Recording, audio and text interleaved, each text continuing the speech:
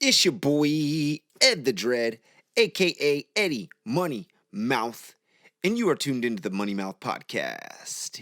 Yes, sir. Welcome to Money Mouth Monday. Hopefully, you are having a lovely start to the week as we dive into a topic maybe you might not even want to touch. But here I am poking it with a stick because I'm Ed the Dread. Money Mouth. Use of the N word on Maui. And, or is Maui a racist place? We don't know. Well, I'm biracial, half white, half black, and generally speaking, most people everywhere I ever go just consider me a black guy. President Obama was a biracial dude, and he was considered the first black president. Drake is looked at as a black guy, and that dude is really light skinned and half. And people say he's black. He used the N word all day. So that's something I'm actually going to touch on, right? Being out here for just about 8 years, I've worked in the Department of Education, the public school system, for roughly 5. Now, the reason why I got into it, and specifically working at the school that I work at, is because when I had my substitute teaching class, one of the questions that was asked relatively frequently to the principals that came to kind of inspect us subs to see if any of us would be able to fit into their school was, what do you do if the kids curse? And the principal at the time of the school that I currently work at responded by saying, oh, they curse. That's like nothing. They say way worse stuff. And she just drops the N word, the 3-letter F word, all sorts of stuff. And I was tripping out. When I left that place, I was like, you know what? If that's the principal and that's what they're saying, I should probably go there and help that place. Uh, and now, at this point, I'm 5 years in, and racial stuff is happening to me. It's gotten crazy. Um, One thing that just we've had to combat is just the use of the N word, which is very mainstream now in American society, thanks to rap and the powers that be in mainstream media, but also out here on Hawaii. And, personally, I can understand where if you grow up out here and you're brown, you're non white, pretty much anything non white, and you live in a scenario that is not, you know, $1 million home and multiple cars, garage, and money to do all the stuff you want to do, you probably relate most closely to those in the inner city in America or in mainland, right? But with that said, the people that are in the inner city making the rap music are black, and the kids here aren't. And there aren't many black people here. But the N word is something used crazily. Now, I recall when I first started using it, and my mom was tripping. She was like, "You're listening to this rap shit. Your grandmother would be turning over in her grave." Da da da da. I think I was in high school, and then by the time I came back on my first college break, like she was using it, and it was just like me thinking back to it, was like, damn, they even got my mom. But uh, the kids out here say it freely. I've been called it derogatorily. I've had kids say it who are freaking white. It's like it doesn't even it's just a thing. But from my personal experience, before COVID happened, I had way less instances of any type of racial anything.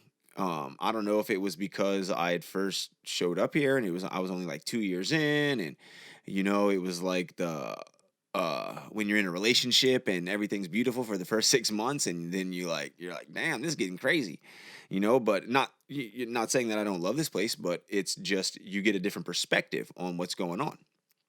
Uh, I mean, I think the most racist thing that had happened to me before COVID was a kid down on Biggs, like threw sand at me, and I was like, "Hey man, you shouldn't throw sand at your friends." And he was like, "You're not my friend, you're black." And I was just like, "Where the fuck is your parents at?" uh, but that's another story for another time. But after COVID, I mean, I've had people at stoplights just roll the window down and say shit to me.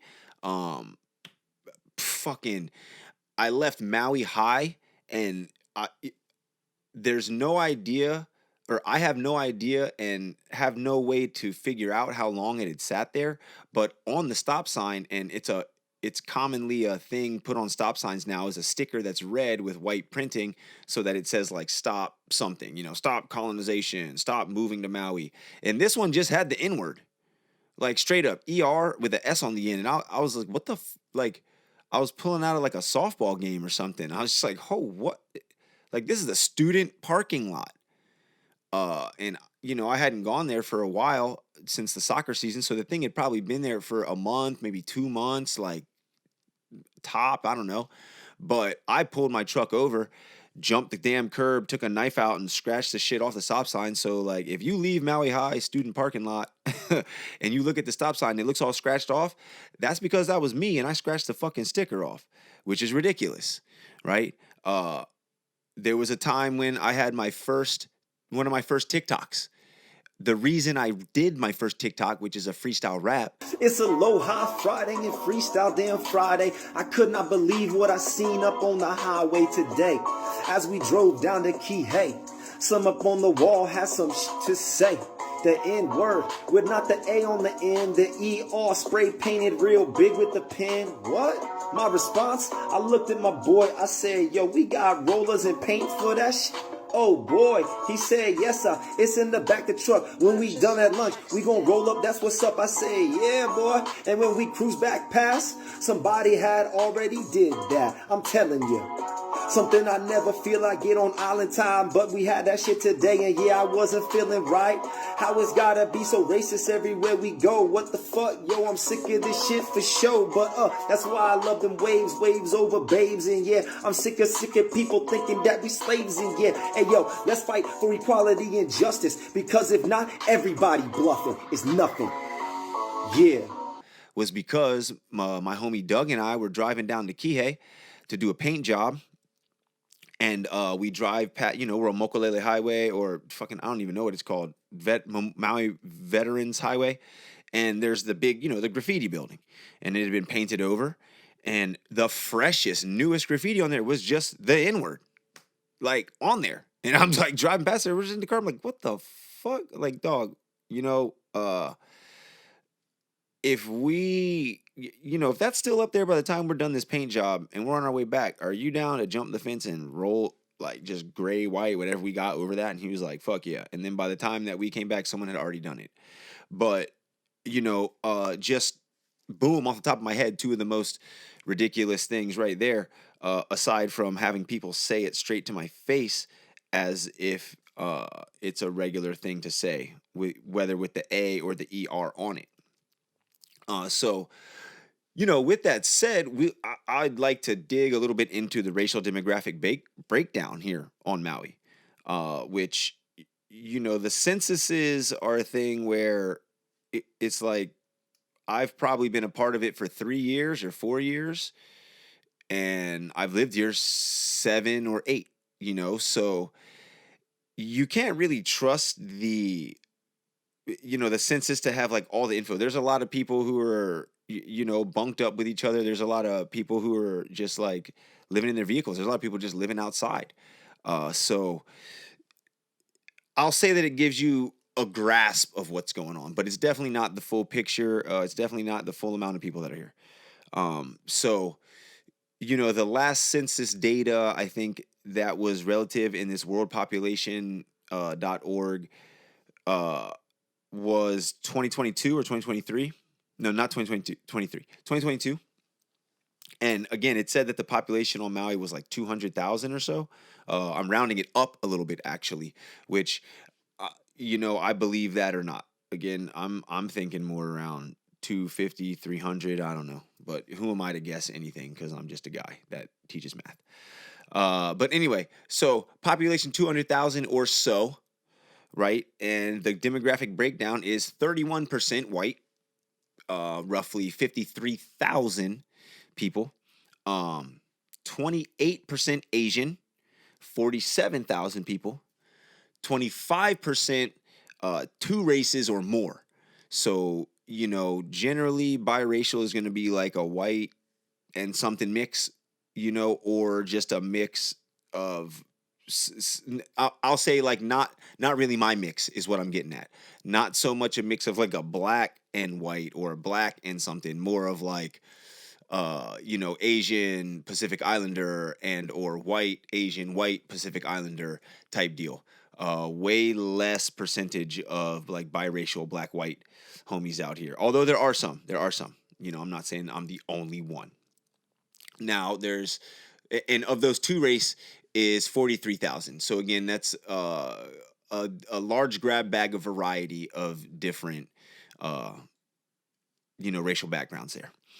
11% Hawaiian or Pacific Islander, which is about 18,000 people. 3% Hispanic or other, which was about 4,000 people. And then we get to, the two lowest populations that we got on island, which is 0.75% African American or black. That's roughly 1,300, again, rounding up. And then 0.38% Native American, which is about 630 people. So, looking at those numbers, and then when, my workplace, say I'm at, one of the largest high schools on the island, we roughly got like 2,500, 3,000 people floating around campus every day, of which probably 3 African American males that are students, maybe 3 to 5, maybe 3 African American females, 2 African American male teachers, 2 maybe 3. Again, I'm it's like you're trying to think, but that's what I'm saying. It's like you could count it on a hand, like all of us that are there out of like thousands of people that are walking around campus. So uh it's a it's just a weird mix is what I'll say. When I first showed up, I felt, really at home because I was brown in the ocean, and generally speaking in America on the East Coast, I was like the only brown guy at the beach. I was definitely like the only brown surfer, only brown skimmer, first black professional skimmer, which I believe there's one now. Chip Sanders, shout out to Chip. If he went pro, I think he did. So big up Chip Sanders down there from Florida, riding for Zap Skimboards. I believe that's another black dude. That's American black dude went pro in skimming. But you ask him in an interview, and he'll tell you he's generally the only black dude around when it comes to these beach and aquatic sports. Now that's another reason for a podcast there, just how African Americans in America end up not being anywhere near the water and or kind of scared of the water. But when I first got here, I had come from being the only brown person and then coming to a place where there was so many more brown people in the ocean. There was so many more brown people as police officers. There was uh, just more people that looked like me. So I felt a little bit more comfortable. And then after being here for some time, you kind of realize that, like, to the average white person walking around, like, and or definitely tourist, but just standard white homie walking around the island, like they think that I'm Hawaiian or maybe mixed Hawaiian or something. To a Hawaiian and or someone who grew up here, I'm a black dude. So it's like it's just this crazy like thin line that you walk where like, oh, I'm the coconut guy and I know Olelo Hawaii, and I just wanted to help the culture and be a part of the culture, and I love the culture. And like I said, a white person thinks I'm Hawaiian, but then a Hawaiian's just like, yeah, black dude, which it's crazy. On my 36th birthday, I believe it was, I was teaching in Hana and I went out to surf Koki Beach, and it was only brown dudes. And you could check the video out on my YouTube channel of that. But that was the craziest experience I ever had. There was not one white person in the water. And that was the first and only time that's ever happened in my life, other than pretty much me being in the water alone, and or like just me and like one other guy in Hana, or a kid that I taught in Hana. But like when you have a group of people, like 10 or more people out surfing, and it was only brown people, I was tripping out, right? So I guess that leads me to the question that I kicked off the podcast with: is Maui a racist island? Right? We've got dudes locked in federal penitentiary right now. And one of them, I believe, half white, half Kanaka Maoli, for calling. I mean, they attacked the guy, um, but because they called him a Haole while attacking the dude, it was considered like a racially inspired attack, and they actually did Fed time. You know, like that wasn't like a hey Maui County or like Hawaii State case. Like that shit went federal, right? So it's like we have that aspect where uh people haven't been stoked on what's happened since colonization and settlers showed up and missionaries showed up, and the US government with like 13 people who made a whole freaking new constitution and started a bayonet revolution and stole the fucking islands with the US Navy. You know, people aren't stoked about that. Uh I actually had an argument with my freaking neighbor the other day, and he's like, yo, the chickens are like plantation times. It's like, bro, it's not plantation times. But at the same time, who brought everybody over for the plantation times? The white people, right? So it's not like homies are super stoked on Maui being 31% white if you're not white, right? But at the same time, like when you're some other minority like Hispanic or black, or shit, like you can be Micronesian and people are like really hating on you over here. So it's a crazy influx where, you know, Martin Luther King back in the day spoke about how diverse and how beautiful it was out here in Hawaii, although I believe he may have been on Oahu, and it was a whole different time back then. But you know, speaking now, I'm not saying that I'm uncomfortable, and I'm not saying that I don't love it here. But what I will say is that there always is a little bit of like a racial tension going on between almost everybody. And you know, I'm homies with a lot of people, and then I, you know, feel the vibe from a lot of people as well. You know, so it's just how it is out here. And that was your Money Mouth podcast, baby, baby. If you liked what you heard, if you liked what you saw, click the boom like buttons. Smash the subscribe, bop, bop, uppercut the subscribe like Mike Tyson gonna do Jake Paul's bitch ass. Pow, pow, pow, pow, pow, pow, pow, pow. Share if you care. I'll catch you next Monday at the Dread coming at you. A hui ho kako.